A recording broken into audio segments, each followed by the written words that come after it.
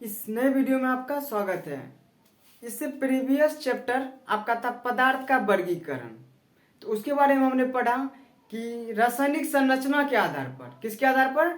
रासायनिक संरचना के आधार पर पदार्थ को 3 भागों में बांटा गया, तत्व, यौगिक एवं मिश्रण। उन सभी के बारे में हमने क्या क्या जानकारी प्राप्त कर लिए हैं। तो अब आपका नेक्स्ट चैप्टर है परमाणु, अणु और आयन। तो इसी के बारे में आज हम जानेंगे। तो पहला पॉइंट है भारतीय दार्शनिक कनाद। कौन? तो भारतीय दार्शनिक कनाद, ठीक ना, के मतानुसार, उनके अनुसार सभी पदार्थ अत्यंत सूक्ष्म, शाश्वत। शाश्वत मीन्स होता है निश्चित। क्या होता है? निश्चित। अगोचर, अगोचर मीन्स बहुत से, ठीक ना, बहुत से कणों से मिलकर बने होते हैं। भारतीय दार्शनिक कनाद के अनुसार पदार्थ जो होता है बहुत से कणों से मिलकर बने होते, अत्यंत सूक्ष्म छोटे छोटे कणों से मिलकर बने होते हैं, ठीक ना। संस्कृत में देखिए, जिन्हें उन्होंने परमाणुस कहा, जिसे उन्होंने कौन? तो कनाद ने परमाणुस कहा। अब आप देख सकते हैं परमाणु 2 शब्दों से मिलकर के बना, परम और अणु, ठीक ना, परमाणु। तो संस्कृत में, अकॉर्डिंग टू संस्कृत के अनुसार परम, ठीक ना, परम 2 शब्दों से मिलकर बना है, परम और अणु। परम का अर्थ होता है अंतिम। क्या अर्थ होता है? अंतिम। और अणु का अर्थ होता है कण। यानी पदार्थ का सूक्ष्मतम कण जो होता है आपका परमाणु कहलाता है। किसके अनुसार? तो महर्षि कनाद के अनुसार, ठीक ना। और संस्कृत में अर्थ क्या होता है? परमाणु का अंतिम कण, ठीक ना। नेक्स्ट पॉइंट है आपका, और ये परमाणु जो होते हैं, परमाणु जिसको कहते हैं, परमाणु विभिन्न अनुपात में संयोग करके पदार्थ का, किसका? पदार्थ का निर्माण करते। और ये जो परमाणु होते हैं एक विभिन्न अनुपात में, यानी किसी भी अनुपात में संयोग करके, यानी मिल करके पदार्थ का निर्माण करते हैं, ठीक ना। तीसरा है ग्रीक दार्शनिक। कौन? ग्रीक दार्शनिक डेमोक्रिट्स और लूसिपस। कौन? लूसिपस के भी ऐसे ही मत थे। उनका भी मानना था कि पदार्थ का सूक्ष्मतम कण जो है परमाणु है, और ये जो होते पदार्थ अत्यंत सूक्ष्म छोटे छोटे कणों से मिलकर बने होते, ठीक ना। उन दोनों, कौन? तो डेमोक्रिट्स और लूसिपस के भी ऐसे ही मत थे। इन लोगों ने भी अंतिम कणों को एटोमस, ठीक ना, एटम्स कहा, ठीक ना, जिसका अर्थ होता है ग्रीक भाषा में, कौन भाषा में? ग्रीक भाषा में अविभाज्य, यानी जिसको हम बांट नहीं सकते, विभाज्य नहीं कर सकते, उसको क्या कहते हैं हम? अविभाज्य, ठीक ना। तो इसको आप जल्दी से नोट डाउन कर लीजिए, ठीक ना।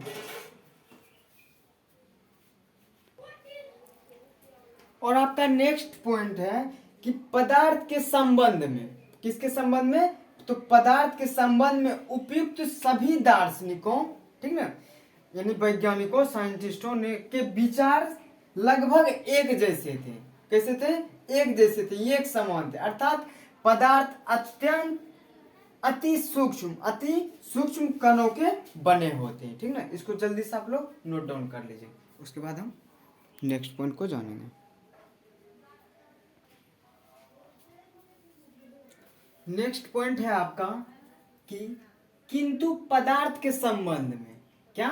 पदार्थ के संबंध में उपयुक्त विचारों की सत्यता, यानी हम जो भी कहते हैं उसको प्रमाण करना, ठीक ना।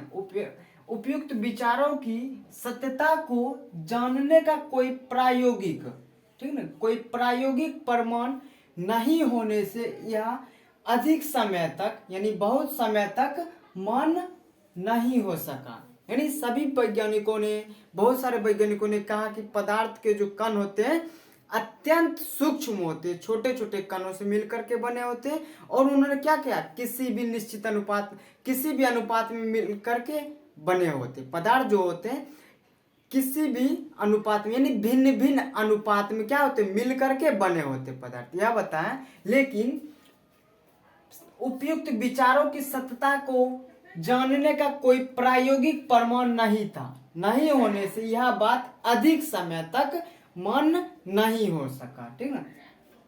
नेक्स्ट है 18वीं शताब्दी। 18वीं शताब्दी के अंत में लववाजे। लववाजे कौन है पता होगा आपको? हमारे रसायन विज्ञान के जनक, केमिस्ट्री के जनक कौन है? तो लववाजे। लववाजे एवं अन्य वैज्ञानिकों ने, लववाजे एवं अन्य वैज्ञानिकों ने रासायनिक संयोग के संबंध के बारे में कुछ नियमों का प्रतिपादन किया। कौन कौन? 18वीं शताब्दी के अंत में लववाजे और अन्य वैज्ञानिकों ने रासायनिक संयोग के संबंध यानी पदार्थ के जो कण कैसे कैसे मिल जुड़े होते हैं उसके बारे में उन्होंने बहुत सारे यानी कई नियमों का प्रतिपादन किया। तो पहला है आपका, पहला रासायनिक संयोग का नियम। क्या है आपका? रासायनिक संयोग का नियम। आप लोगों ने इससे प्रीवियस चैप्टर पदार्थों का वर्गीकरण, ठीक ना, उसमें पढ़े। क्लासिफिकेशन ऑफ मैटर में तत्व के बारे में, यौगिक एवं मिश्रण के बारे में पढ़े। तो रासायनिक संयोग का नियम क्या है? तत्वों के संयोग से यौगिकों के बनने की प्रक्रियाएं, तत्वों के संयोग से ठीक ना, यौगिकों के बनने की प्रक्रियाएं कुछ निश्चित नियमों के अनुसार होती है, जिसे रासायनिक संयोग का नियम कहते हैं। जैसे आप लोग एग्जांपल दें, जैसे कोई किसी स्टूडेंट का ले लीजिए, ठीक ना, वो पहले 1 में गया होगा, 2 में, 3, 4, 5, 6, 7, 8, 9, 10, यानी एक नियम के अनुसार, रूल के अनुसार। तो उसी प्रकार से रासायनिक संयोग का नियम क्या है? तो तत्वों के संयोग से यौगिकों के बनने की प्रक्रियाएं जो होती है, प्रोसेस जो होती है, कुछ निश्चित नियमों के अनुसार होती है। क्या होती है? कुछ निश्चित नियमों के अनुसार होती है, जिसे रासायनिक संयोग का नियम कहते हैं। क्या कहते हैं? रासायनिक संयोग का नियम। यह आप समझ गए होंगे। यानी तत्वों के संयोग से यौगिकों के बनने की प्रक्रियाएं कुछ निश्चित नियमों के अनुसार होती है, जिसे हम क्या कहते हैं? रासायनिक संयोग का नियम। ठीक ना, रासायनिक संयोग का नियम। और रासायनिक संयोग के 2 नियम होते हैं। रासायनिक संयोग के कितने नियम होते हैं? तो 2 नियम होते हैं। पहला, ठीक है, बहुत ही इंपॉर्टेंट है आपका, पदार्थ की अनस्वरता का नियम, या इसको हम कह सकते हैं पदार्थ की द्रव्यमान संरक्षण का नियम। ये बहुत ही इंपॉर्टेंट है। क्लास 10 में मतलब आप लोग इक्वेशन को बैलेंस,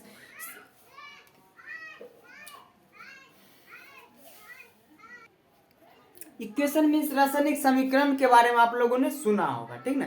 हालांकि आगे आपको बताया जाएगा डिटेल में। उसे बैलेंस किया जाता है, संतुलित किया जाता है। तो क्यों किया जाता है, ठीक ना। तो यह जो है द्रव्यमान संरक्षण का नियम, इसी के कारण हम क्या करते, किसी भी इक्वेशन को बैलेंस करते हैं। तो इसका नियम क्या है जान लेते हैं। किसी भी रासायनिक संयोजन में द्रव्यमान, क्या चीज? द्रव्यमान का ना ही विनाश होता है और ना ही उत्पन्न किया जा सकता है। यानी पदार्थों के संयोजन में द्रव्यमान का यानी मास का ना तो उत्पन्न हो सकता है और ना ही विनाश हो सकता है। ये जो है आपका पदार्थ का अनुसरता का नियम, या फिर पदार्थ की द्रव्यमान संरक्षण का नियम, ठीक ना। एक ही हुआ, इसे आप जल्दी से नोट डाउन कर लीजिए, ठीक ना। उसके बाद हम जानेंगे दूसरा नियम क्या होता है।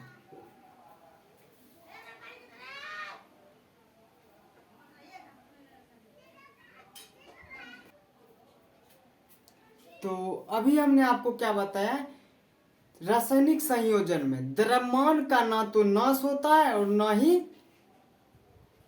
विनाश होता है, ठीक ना।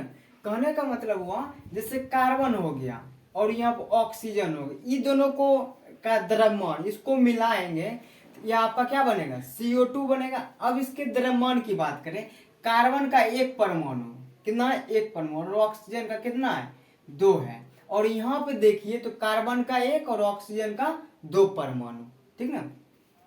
यहाँ पर है जिंक और यह H2SO4 सल्फ्यूरिक अम्ल है। तो इधर इधर भी देखिए ये क्या हो गया, जिंक सल्फेट और H2 हाइड्रोजन गैस निकला। यहाँ पर हम द्रव्यमान के बारे में बात कर रहे हैं, ठीक ना।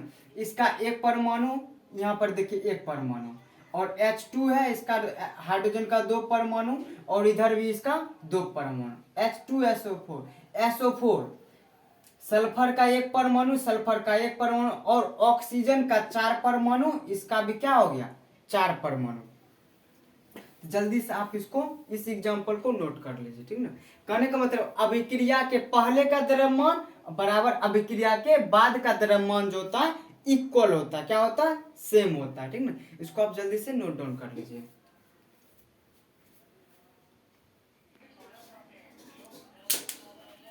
दूसरा है आपका नियम निश्चित अनुपात का नियम। क्या है, निश्चित अनुपात का नियम। तो इस नियम के अनुसार किसी रासायनिक